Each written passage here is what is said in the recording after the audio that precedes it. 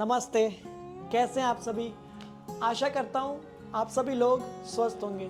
आज की वीडियो बहुत ही महत्वपूर्ण होगी उन सभी लोगों के लिए जिनको गर्दन के दर्द, कमर दर्द, घुटने के दर्द, एंकल दर्द से जूझ रहे हैं या फिर पूरे शरीर में इतनी थकावट है, चिड़चिड़ापन, सही में स्टिफनेस बहुत ज़्यादा बढ़ गई है। यह सभी लक्षण आजकल उन लोगों में हैं जो सेडेंटरी लाइफस्टाइल में काम कर रहे हैं, लॉन्ग वर्किंग आवर्स है। दूसरा, उन माताएं बहनें जो घर में व्यस्त रहती है, घर का काम करते करते थक जाती है। तीसरा, उन बच्चों के लिए भी जो दिन रात तक लॉन्ग सिटिंग आवर्स में पढ़ाई करते रहते हैं, पढ़ाई करने की और भी इच्छा होती है पर शरीर उनका साथ नहीं दे पाता क्योंकि शरीर इतना थक जाता है, मसल टाइट हो जाती है जिससे उनको तकलीफ होती है और वो पढ़ नहीं पाते। चौथा, वो एथलीट्स भी जिनको ट्रेनिंग करनी होती है, परफॉर्मेंस देनी होती है मैचेस में, पर कभी कभी इंजरीज, मसल टाइटनेस इतना होता है कि उनकी बॉडी रिलैक्स ही नहीं कर पाती।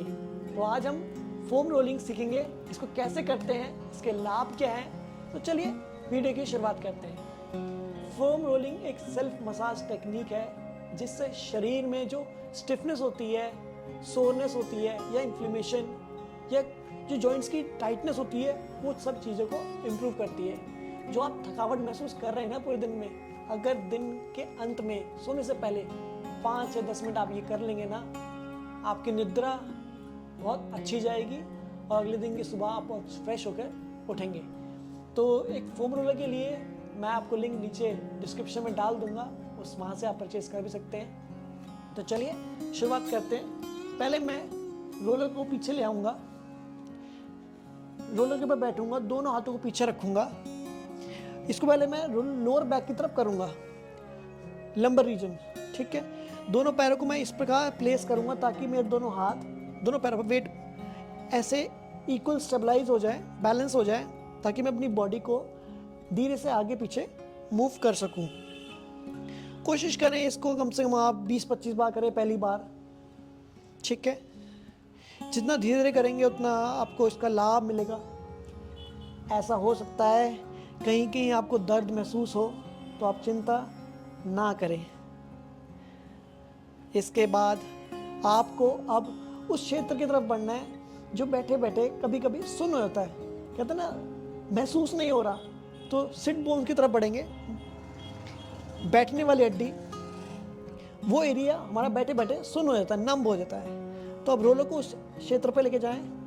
जब जब आपको लगे आप नहीं कर पा रहे, तो हाथों को आप एडजस्ट कर सकते हैं, आगे पीछे लेके जा सकते हैं। अब मैं एग्जैक्टली अपने सिट बोन वाले एरिया पे कर रहा हूँ। इससे सर्कुलेशन इंप्रूव होगा।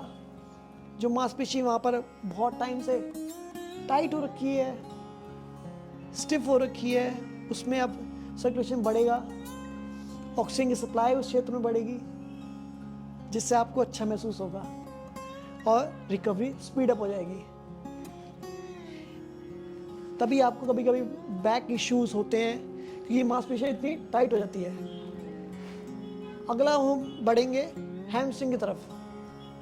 हैमस्ट्रिंग करने के लिए मैं समझ रहा हूँ, हम बिगिनर्स के लिए हमेशा रिकमेंड करता हूँ मैं कि आप एक रोलर को हल्का सा बाहर की तरफ कर दें ताकि आप अपना दूसरा पैर मोड़ के नज़दीक लेके आ पाएँ।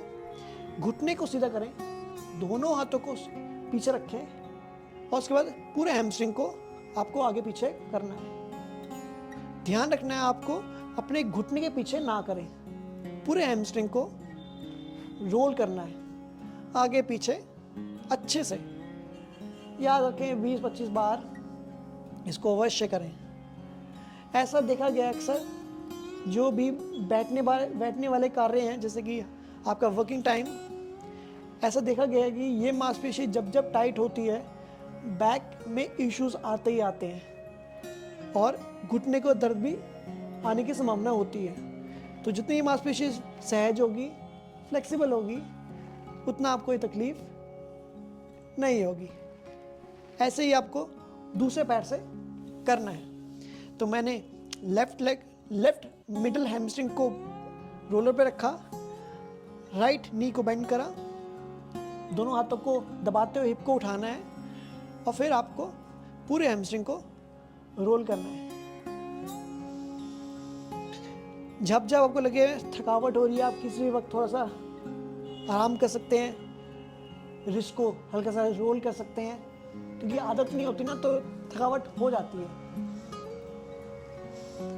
ब्रीदिंग के साथ इसमें आप जोड़ सकते हैं, जैसे सांस लेते हुए आप आगे गए, सांस छोड़ते पीछे आए, पूरा महसूस करें आप हैमस्ट्रिंग पे कैसे रोल कर रहे हैं, क्योंकि ये बहुत ज़्यादा हेल्पफुल है सभी लोगों के लिए। इसी प्रकार आपको अब काफ मसल पे जाना है। रोलर को नीचे लेके जाएंगे, काफ मसल के बीच में रखें ताकि काफ को हम इक्वली आगे और पीछे रोल कर पाएं। पैर को नजदीक लेके आए, हाथों को जमीन पे दबाएं, हिप को उठाएं और काफ को रोल करें। जैसे मुझे अभी हल्का सा थोड़ा सा दर्द महसूस हुआ है काफ में, क्योंकि मैं सुबह से यहाँ पर थोड़ा सा एक्टिव था तो शरीर थक जाता है। तो आपको भी ऐसे पिंचिंग पेन कभी कभी हो सकता है, तो आपको ऐसे डरना नहीं है, बस धीरे धीरे करते जाएं। इससे आपकी एंकल की मोबिलिटी, एंकल का दर्द, घुटने में कभी कभी आवाज़ आती है, दर्द होता है, तो ये चीज़ बहुत ज़्यादा हेल्पफुल है आपके लिए। इसी प्रकार आपको दूसरे पैर से भी करना है। काफ मसल बीच में रखेंगे, हिप विड्थ अपार्ट डिस्टेंस यहाँ पर, और उठाएं और फिर काफ मसल पे करें। जब भी लगे आपको आप थक गए, रिस्पेक्ट करें अपनी बॉडी को, थोड़ा आराम करें, 1-2 मिनट लेट जाएं और उसके बाद आप वीडियो को दोबारा शुरू करके यहीं से अपनी प्रैक्टिस दोबारा एक्टिवेट करें। अब हम अगले अभ्यास की तरफ बढ़ते हैं, जो बड़ा हेल्पफुल है शाटिक पेशेंट के लिए। तो पहले आपको इस पे बैठना है, आराम से बैठना, हाथों को आगे लेके आना। अब लेफ्ट एंकल को राइट थाई पे रखना है, फिगर 4 फॉर्मेशन में।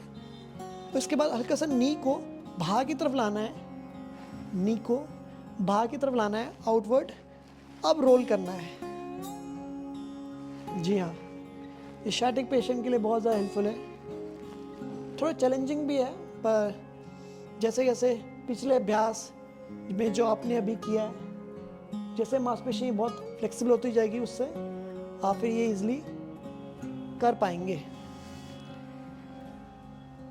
20 बार धीरे धीरे आगे पीछे करते जाएं। इसी प्रकार दूसरे पैर से भी करें। फिगर 4, राइट एंकल को लेफ्ट थाई पे रखें और हल्का सा नी को राइट साइड लेके जाएं, तो ग्लूट स्ट्रेच होंगे इससे। और शाटिक वाले लोगों के लिए, जिनको शाटिक पेन रहता है, बहुत ज़्यादा हेल्पफुल है ये चीज़। जब जब आपको दर्द महसूस हो रहा होगा, आप समझ लीजिए ये मांसपेशी मेरी बहुत ज़रा सख्त हो रखी है, मीन्स आपसे थोड़ी नाखुश हो रखी है, आपसे उदास है, उठी हुई है, क्योंकि वहाँ पर मांसपेशी, वहाँ सर्कुलेशन बहुत टाइम से कम ब्लड सर्कुलेशन हो रहा है, थकी हुई मांसपेशी।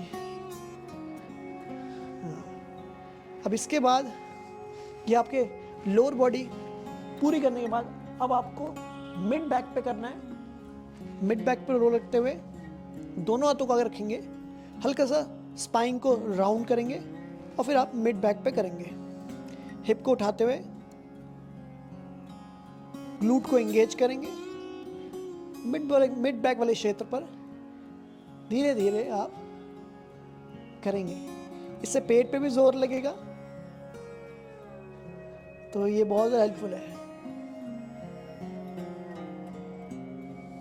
मिड बैक, जैसे जैसे आपको लगे मेरा पैर आगे पीछे हो रहा है, तो आप री एडजस्ट करें पोजीशन को और फिर बढ़े।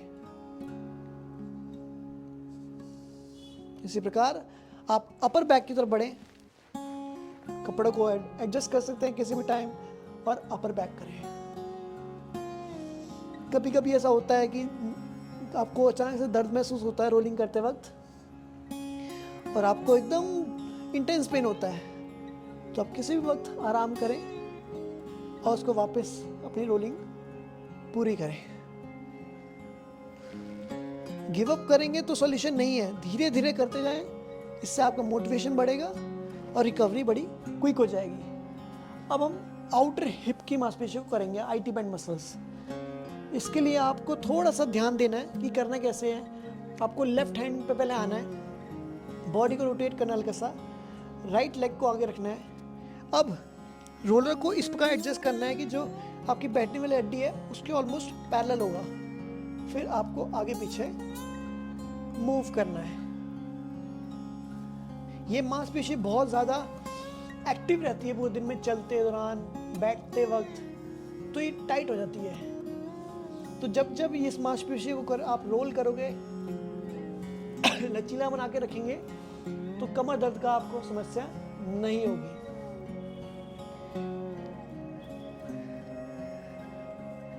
बहुत अच्छे, 20 से 25 बार धीरे धीरे करते जाएं।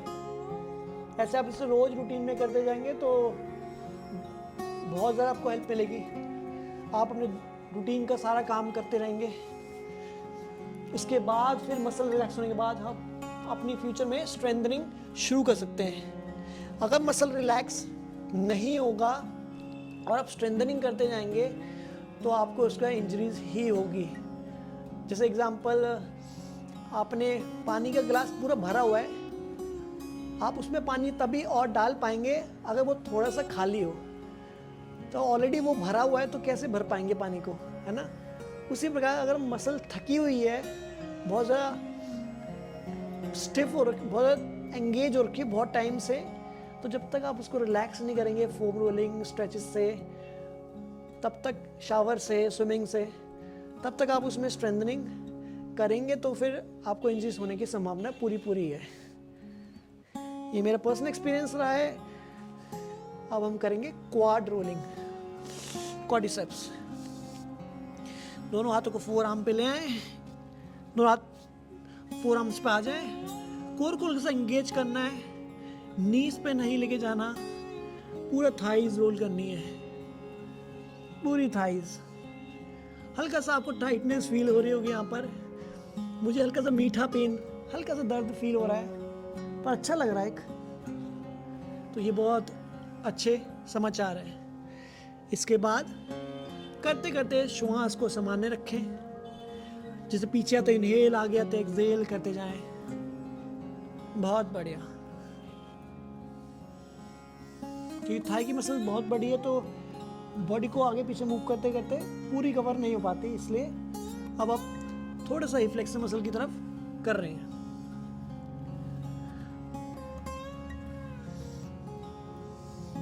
बहुत अच्छे, कीप गोइंग। जिस भी टाइम आप थक जाएं, मकर आसन में आप जा सकते हैं, रोलर को हटाते हुए तो रिलैक्स कर सकते हैं। सबसे ज़्यादा मुश्किल अब एक चीज़ है जो मैं आपसे शेयर करूँगा, इसको एक दिन करेंगे अगले दिन नहीं करेंगे तो उसका कोई लाभ नहीं। कोशिश करें, इसको निरंतर करें, कम से कम इसलिए हफ्ता भर करें और अपनी इस आदत को एक नई आदत के साथ जोड़ें। जैसे कि अगर आप रोज़ सुबह उठ के चाय पीते हैं तो चाय पीने से पहले आपको अपने आप से प्रॉमिस करना है, पहले मैं फोम रोलिंग करूँगा तब मैं चाय पीऊँगा। अगर इस प्रकार ऐसी कंडीशंस को मन में रखेंगे तब ये आदत आपके साथ एक फैमिली का हिस्सा बन जाएंगे। आप करेंगे तो सब भी करेंगे। तो याद रखें, कल सुबह इसको पहले परचेज कर लें और इसको अपने रूटीन का हिस्सा बना लें। और मैं अपना पर्सनल एक्सपीरियंस शेयर कर रहा हूँ, ये बहुत ज़्यादा हेल्पफुल है सभी लोगों के लिए, पेरेंट्स के लिए भी, बच्चों के लिए भी, हर चीज़ के लिए। तो चलिए ऐसे अपना प्यार देते रहें। मिलते हैं, नमस्कार।